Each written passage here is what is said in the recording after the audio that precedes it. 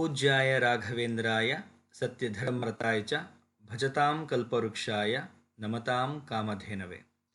ಶ್ರೋತೃಗಳೇ, ಹಿಂದಿನ ಸಂಚಿಕೆಯಲ್ಲಿ ನಾವು ಚನ್ನಗಿರಿಯಿಂದ ಮಂತ್ರಾಲಯಕ್ಕೆ ಶ್ರೀ ರಾಯರ ಮೂಲ ಮೃತ್ತಿಕೆಯನ್ನು ತರಲಿಕ್ಕೆ ಹಾಗೆ ಪ್ರತಿಷ್ಠಾಪನೆಗೆ ಶ್ರೀಮದ್ ವರದೇಂದ್ರ ತೀರ್ಥ ಶ್ರೀಪಾದಂಗಳವರನ್ನು ಆಹ್ವಾನ ಮಾಡಲಿಕ್ಕೆ ಜನರ ತಂಡ ಹೊರಟಿತ್ತು ಅನ್ನುವಂತಹ ಒಂದು ಸನ್ನಿವೇಶವನ್ನು ನಾವು ಆಲಿಸಿದ್ವಿ. ಅದರ ಮುಂದುವರಿದ ಭಾಗವನ್ನು ಇಂದಿನ ಸಂಚಿಕೆಯಲ್ಲಿ ನೋಡೋಣ. ಮೃತ್ತಿಕಾ ತರಲು ಚನ್ನಗಿರಿಯಿಂದ ಹೊರಟ ಜನರು ಶ್ರೀರಾಯರ ಸ್ಮರಣೆಯನ್ನು ಮಾಡುತ್ತಾ 4-5 ಹರಿದಾರಿ ಪ್ರಯಾಣ ಬೆಳೆಸಿ ಮಧ್ಯಾಹ್ನದ ಊಟ ಇತ್ಯಾದಿಗಳನ್ನು ಅರೇಹಳ್ಳಿಯಲ್ಲಿ ತೀರಿಸಿಕೊಂಡು ವಿಶ್ರಮಿಸಿದರು. ಮಾರನೆಯ ದಿವಸ ಉಷಃಕಾಲಕ್ಕೆ ಎದ್ದು ಪ್ರಯಾಣವನ್ನು ಬೆಳೆಸಿದರು. ಹೀಗೆಯೇ ಅವರ ಪ್ರಯಾಣ ಸಾಗಿತ್ತು. ಮಾರ್ಗಾಯಾಸ ಪರಿಹಾರಕ್ಕಾಗಿ ಶ್ರೀಮದ್ ರಾಮಾಯಣ, ಮಹಾಭಾರತ, ಭಾಗವತಗಳಲ್ಲಿ ಉಕ್ತವಾಗಿರುವ ಕಥೆಗಳನ್ನು ಹೇಳುತ್ತಾ ಪ್ರಯಾಣವನ್ನು ನಡೆಸುತ್ತಿದ್ದರು.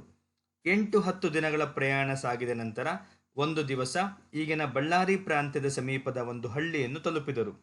ಮಧ್ಯಾಹ್ನ ಕಾಲವಾಗಿತ್ತು. ಆ ಊರಿನ ಗಣ್ಯ ವ್ಯಕ್ತಿಗಳೊಬ್ಬರು ಇವರನ್ನು ಬಹು ಆದರದಿಂದ ಬರಮಾಡಿಕೊಂಡು ಆತಿಥ್ಯ ನಡೆಸಿದರು.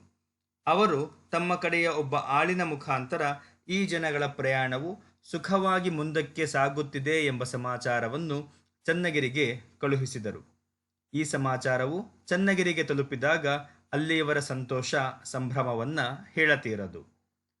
ಮುಂದಾಳುಗಳು ಪ್ರಯಾಣ ಮಾಡುತ್ತಾ ಒಂದು ದಿನ ಸೂರ್ಯಾಸ್ತ ಸಮಯದಲ್ಲಿ ಆ ರಾತ್ರಿ ತಂಗಲು ಯಾವ ಊರೂ ಕಾಣಿಸದೆ ಚಿಂತಾಮಗ್ನರಾಗಿದ್ದ ಸಮಯದಲ್ಲಿ ಒಬ್ಬ ಮನುಷ್ಯನು ಅಕಸ್ಮಾತ್ತಾಗಿ ಅವರಿಗೆ ಎದುರಾದನು.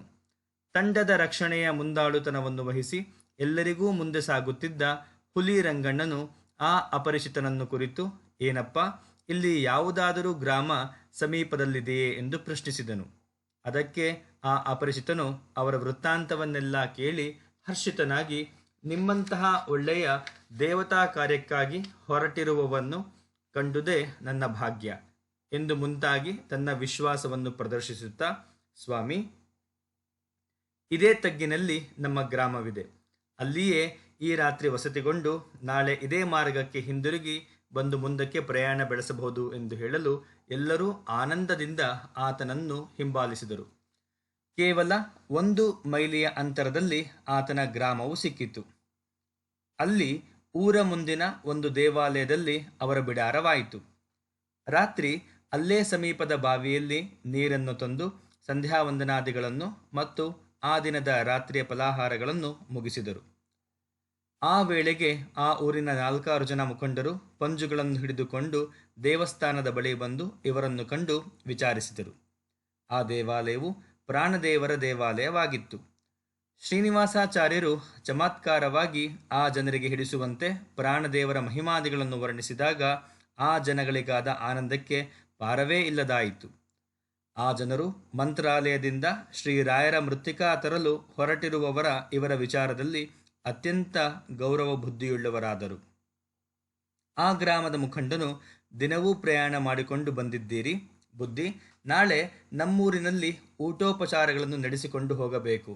ಮಂಚಾಲಿ ರಾಘಪ್ಪ ದೊಡ್ಡವನು ಎಂದು ರಾಯರ ಮಹಿಮೆಯನ್ನು ತನ್ನ ಮಟ್ಟದಿಂದ ವರ್ಣಿಸಿದನು. ಆಗ ಆಳುಗಳಲ್ಲೊಬ್ಬನಾದ ತಿಮ್ಮಣ್ಣನು ಮಂತ್ರಾಲಯ ಇನ್ನೆಷ್ಟು ದೂರದಲ್ಲಿದೆ ಎಂದು ಕೇಳಿದಾಗ 2 ದಿನಗಳ ಪಯಣದಲ್ಲಿದೆ ಎಂದು ತಿಳಿದು ಬಂದಿತು. ಎಲ್ಲರ ಅಭಿಮತದಂತೆ ಮಾರನೆಯ ದಿವಸ ಅಲ್ಲಿ ತಂಗಬೇಕೆಂದು ನಿರ್ಧಾರವಾಯಿತು. ಆ ರಾತ್ರಿ ಎಲ್ಲರೂ ಮಲಗಿ ನಿದ್ರಿಸುತ್ತಿದ್ದಾಗ ಸರತೆಯ ಪ್ರಕಾರ ರಂಗಣ್ಣನು ಎಚ್ಚರದಿಂದ ಕಾವಲಿದ್ದನು. ಆಪತ್ ಪರಿಹಾರ. ನಡುರಾತ್ರಿ ಮಿಕ್ಕಿರಬಹುದು.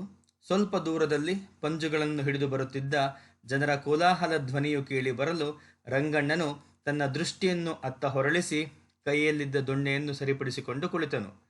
ಗುಂಪು ಗುಡಿಯ ಕಡೆಗೆ ಧಾವಿಸಿ ತೀರಾ ಸಮೀಪಕ್ಕೆ ಬಂದಾಗ ಎಲ್ಲರೂ ಎಚ್ಚರಗೊಂಡರು.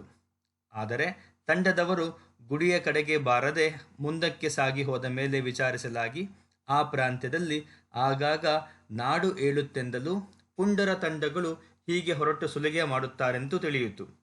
ಆ ಗ್ರಾಮದ ಮುಖ್ಯಸ್ಥನು ಇವರ ಸಮೀಪಕ್ಕೆ ಬಂದು, ಸ್ವಾಮಿ, ಈ ಪುಂಡರ ಹಾವಳಿ ನಮಗೆ ಆಗಾಗ್ಗೆ ಒದಗುತ್ತದೆ. ಈ ದಿವಸ ಅವರು ನಮ್ಮ ಗ್ರಾಮವನ್ನು ಕೊಳ್ಳೆ ಹೊಡೆಯಬೇಕಾಗಿತ್ತು. ನೀವು ಪುಣ್ಯಾತ್ಮರು, ಊರು ಮುಂದೆ ಇದ್ದುದರಿಂದಲೇ ಅವರು ಮುಂದೆ ಹೋದರು ಎಂದು ಕೃತಜ್ಞತೆಯನ್ನು ಪ್ರದರ್ಶಿಸಿ ಅವರ ಮೇಲೆ ಮೊದಲಿಗಿಂತ ಇಮ್ಮಡಿಯಾಗಿ ಗೌರವ ಬುದ್ಧಿಯುಳ್ಳವನಾದನು. ಈ ಸಂದರ್ಭದಲ್ಲಿ ನಾವು ಅರಿಯಬಹುದಾದ ವಿಚಾರವೇನೆಂದರೆ, ಶ್ರೀರಾಯರಂತರ ಮಹಾತ್ಮರ ಸೇವೆಗೆಂದು ನಿಷ್ಕಲ್ಮಶ ಬುದ್ಧಿಯಿಂದ ಯತ್ನ ಮಾಡಿದರೆ ಅವರ ಅನುಗ್ರಹದಿಂದ ಮಧ್ಯದಲ್ಲಿ ಬರುವ ಅಪಮೃತ್ಯು ಸದೃಶವಾದ ವಿಪತ್ತುಗಳೂ ಸಹ ನಿರಾಯಾಸವಾಗಿ ಪರಿಹಾರವಾಗುತ್ತದೆ ಎಂಬುದರಲ್ಲಿ ಸಂದೇಹವಿಲ್ಲ.